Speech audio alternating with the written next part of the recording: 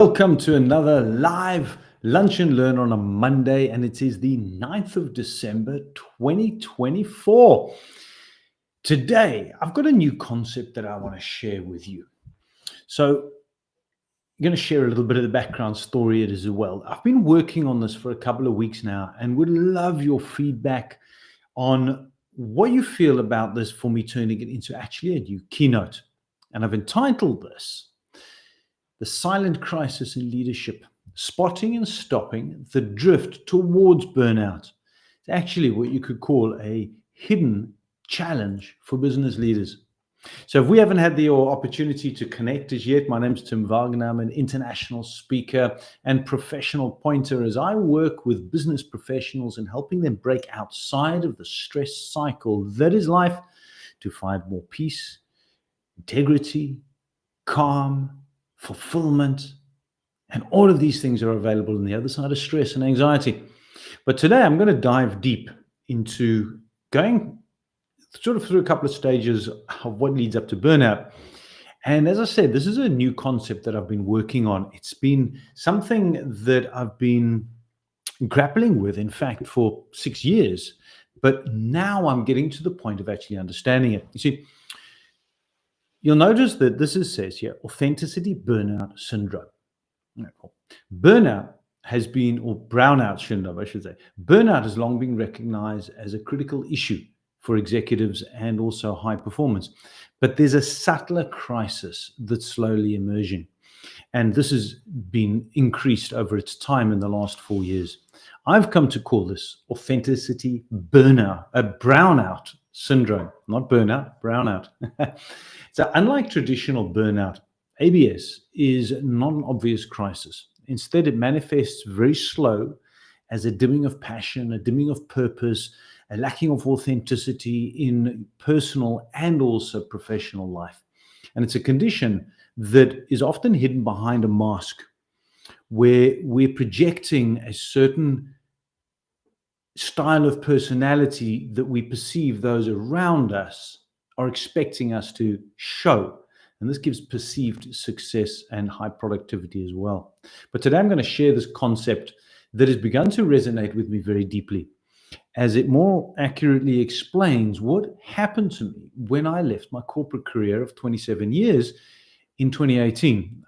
Back then, I was no longer able to keep going. The incessant amounts of stress had finally caught up with me. My anxiety was high. And I became one of these what are known as quiet quitters. I was looking for a way out. I just didn't know what was going on or how actually to get out. I hadn't hit burnout. And that was what was interesting. That's why I say I nearly hit burnout. But burnout was also an unknowing state. I didn't know what it was, but I didn't know what was happening to me.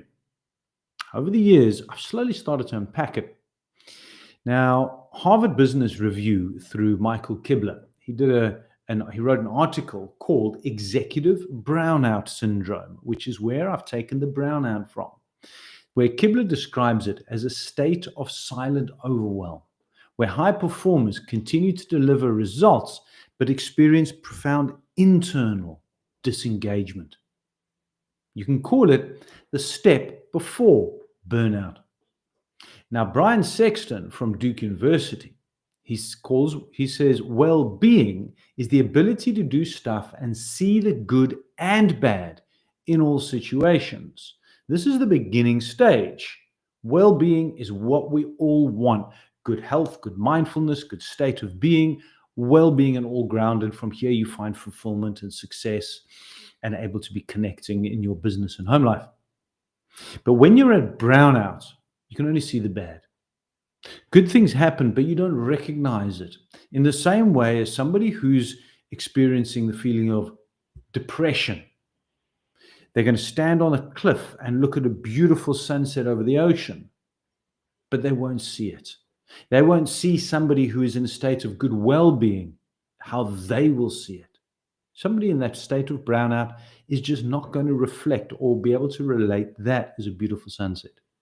See, from a state of well-being, balance, and harmony, you can transition from there through 4 different stages before hitting burnout. Now, I call this the well-being curve.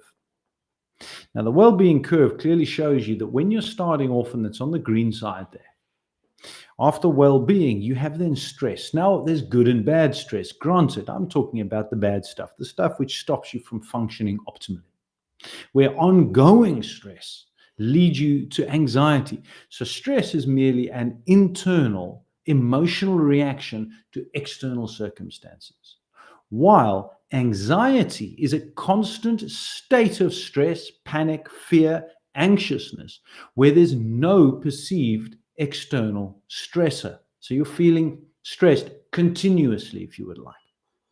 Brownout is then the next stage. Now, typically, the best way and time to act, to change something within yourself, in your environment, habits, whatever it may be, to avoid anxiety, the best time is when you're feeling stressed, but the constant stress, the negative stress. That's when we should be taking action. However, when we typically start taking action, as shown over here, is right before burnout. And if you're not taking action at that point, once you hit burnout, there's not a lot that can be done for you. In fact, World Health Organization states that about 24% of people who hit burnout become hospitalized with chronic medical conditions. It's not a pretty sight here. So we need to be able to identify these trends in the curve. And what Sexton speaks about is, he says, it's what you do now that will set the scene that if you're going to hit burnout in 12 months' time.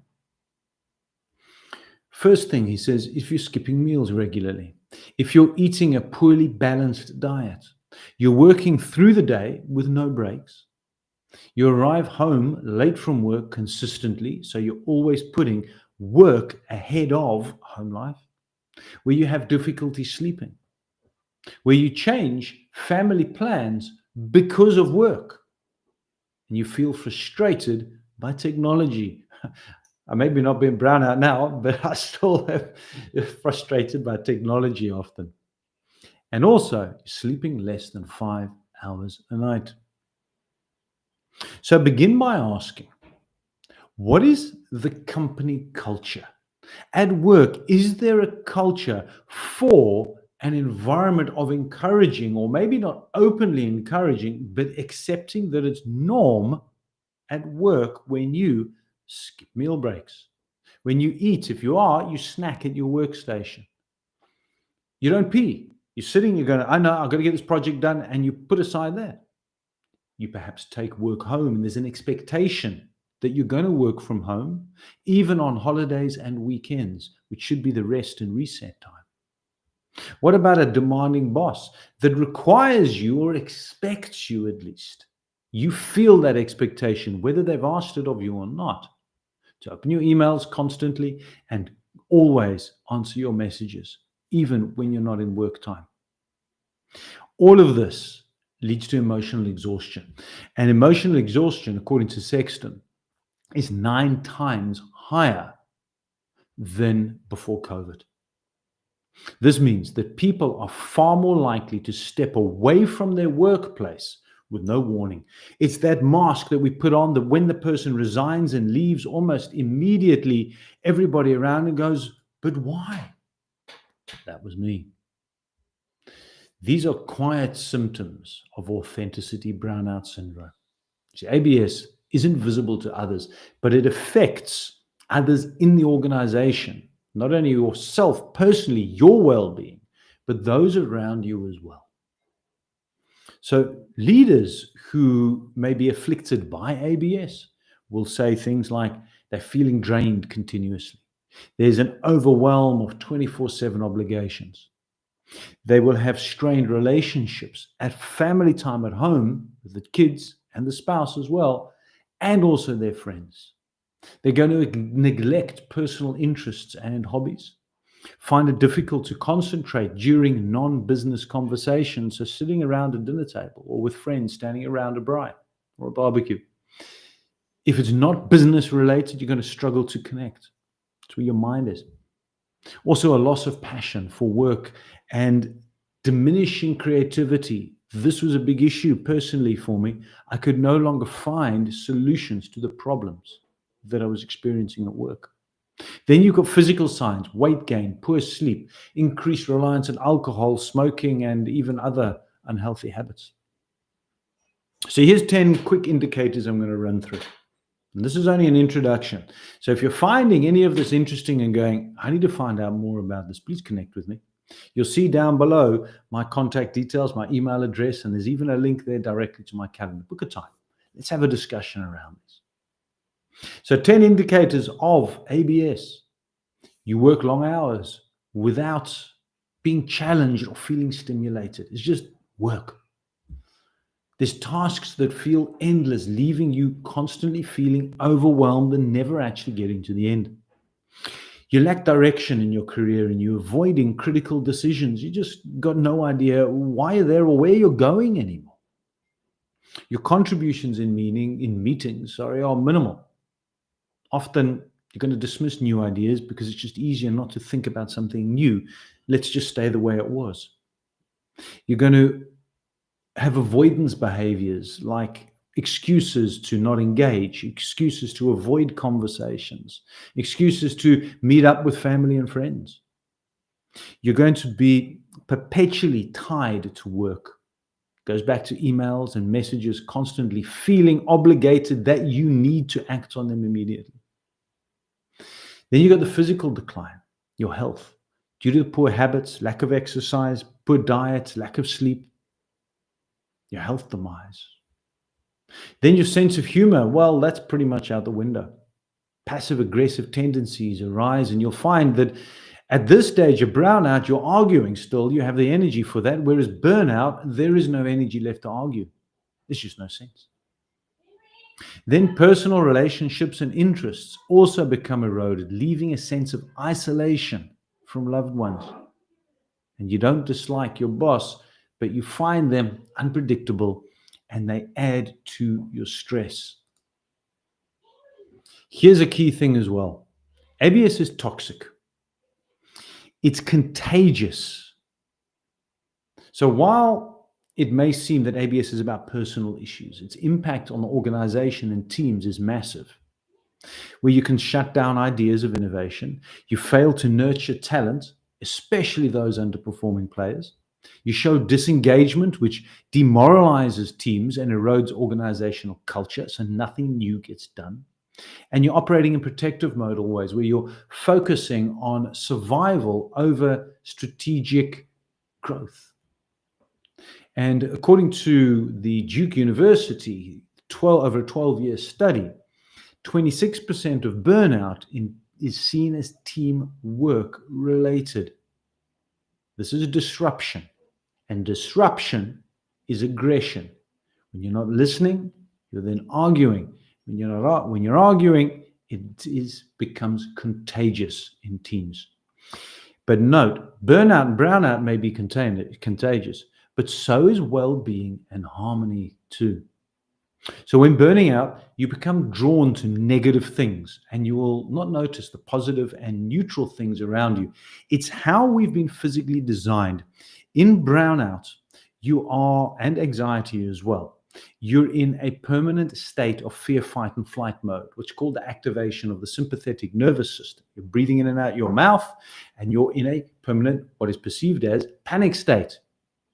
So this means you're not able to function cognitively. You're not able to think with clarity. You're not able to operate at a high level consistently. There's ways you break out of that as well. Discussions on that at a different time. But in this way, to see positive things is just physically not possible. Just the same as it's not physically possible to have a decent conversation. So preventing and addressing ABS to avoid the slide of burnout can be done, but it's not easy. When you go into Google, how do I prevent burnout? You're going to come across things like meditation and breath work and sleep and diet and exercise and work-life balance and have more time at home. It's just not possible. In that state of brownout and then burnout, you don't see that. You're not actually able to physically do these things and to focus enough to change. So here's 5 key points where you can start. Number 1, Have open and honest conversations. So leaders need to encourage open discussion and dialogue with other professionals around them, especially during reviews and dedicated sessions. This is not about annual reviews. This is about more frequency. Then personalized support to help leaders pursue meaningful goals outside of work, from adopting healthier lifestyles to connecting with family and also pursuing habits and passions as well. It needs to be openly encouraged. Then holistic personal development programs, investing in initiatives that support excellence and health and family success. There's multiple cases which have been shown over the past few years that when you actually have a holistic development program in place, executives who are considering leaving find being more revitalized and committed in their work and their performance. Number 4, it must be simple. It must be brief and it must be quick. Long training session, 30-minute videos is just not possible. According to Sexton, he says that 1 to 2 minute daily activities for 28 days leads to a drop in emotional exhaustion and long-term are sustainable. It's the frequency of micro doses of well-being, not a major amount all at once. Small things, drip fed over time, pile up and make a benefit. Then number 5, ask the team at meetings, what is one good thing that happened this week? So you start to force a positive discussion at the beginning of any meetings, where often corporate meetings become very negative. So authentic solutions are required for authentic leaders. At the core of ABS is the authenticity. And when a leader is disconnected and in brownout, they're not operating inside authenticity. This is where you need to redefine success, promote self-reflection, create a supportive culture. You need to combine a person's personal values and principles with that of the company to find that authentic connection, so somebody's not operating with a mask, like I discussed earlier on. What you can also do is have a well-being ambassador, somebody who is there within the organization to monitor the progress, somebody that others can go and with trust speak to without fear of judgment, without criticism. Call them a well-being coach if you want. So there's various things you can do to cultivate well-being: gratitude, work-life balance, self-compassion tools, creating what Sexton talks about as awe. In other words, going out in nature, being more receptive to what is available out there as opposed to just what is in the building. And then group level well-being. Make this a part of business. The stakes for ignoring ABS are too big to ignore. I covered a lot of them already. You're going to have a greater turnover of leaders and high functioning people without addressing this.